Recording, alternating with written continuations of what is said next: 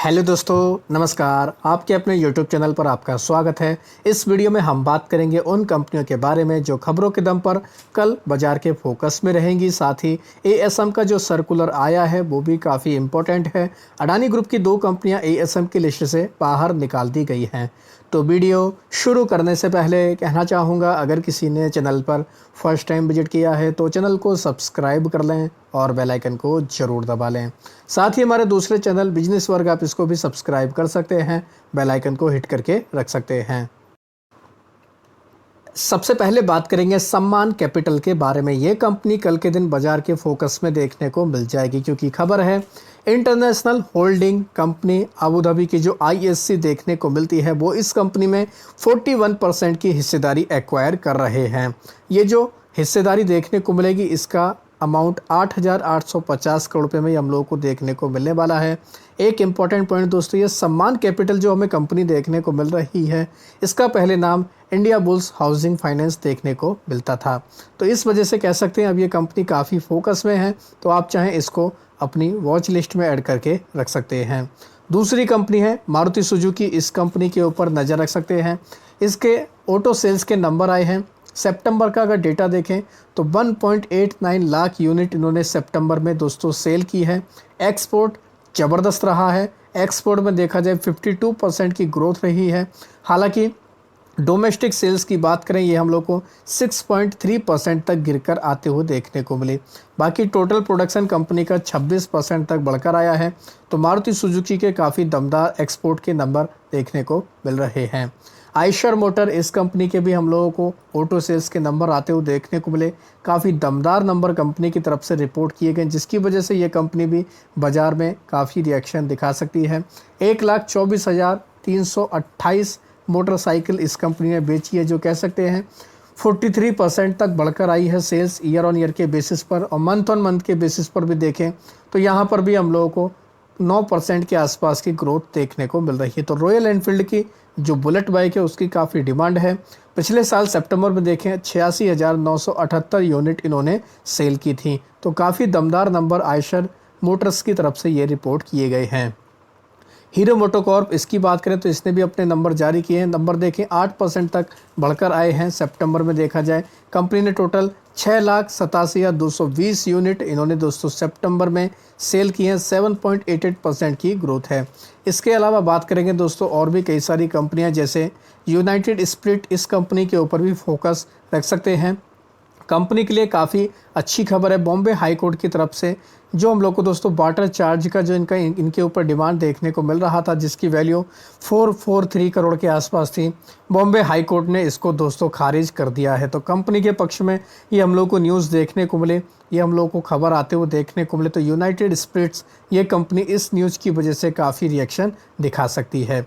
B mart की बात करेंगे, इसने अपने Q2 के अपडेट दिए हैं, जो हम लोग कह सकते हैं बिजनेस का डेटा देखने को मिला।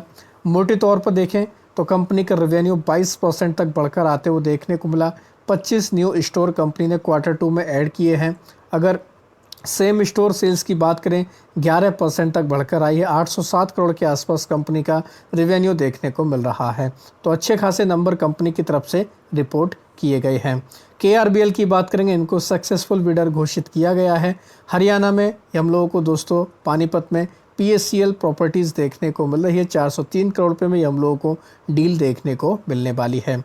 वारी एनर्जी, इस कंपनी के ऊपर नज़र रखेंगे। कंपनी की तरफ से क्लियर कर दिया गया है 8,175 करोड़ रुपए का ये कैपेक्स प्लान करने वाले हैं। कंपनी स्केल करेगी अपना लिथियम आयन का जो इलेक्ट्रोलाइजर जो हमें देखने को मिलता है, इन्वर्टर कैपेसिटीज़ बढ़ाने को लेकर ये देखने को मिलता है। तो ये भी कह सकते हैं कंपनी के लिए काफ़ी ज़बरदस्त न्यूज़ है। तो वारी एनर्जी, इस न्यूज़ की वजह से हम लोगों को कंपनी काफ़ी फोकस में देखने को मिल जाएगी। तो इसके ऊपर भी आप चाहें तो ज़रूर नज़र रख सकते हैं। हालांकि इससे पहले हम लोग को इस कंपनी को लेकर खबर देखने को मिल रही थी कि यूएस में इनके खिलाफ कुछ जांच शुरू हुई है, लेकिन उसका कोई खास रिएक्शन कंपनी के ऊपर देखने को नहीं मिला है। अब ये इलेक्ट्रोलाइज़र को लेकर जो ये न्यूज़ आई है, तो इसकी वजह से कंपनी बाजार के रडार पर रहने वाली है। बात करेंगे दोस्तों नोवामा के बारे में। नोवामा को सेबी की तरफ से मंजूरी मिल चुकी है।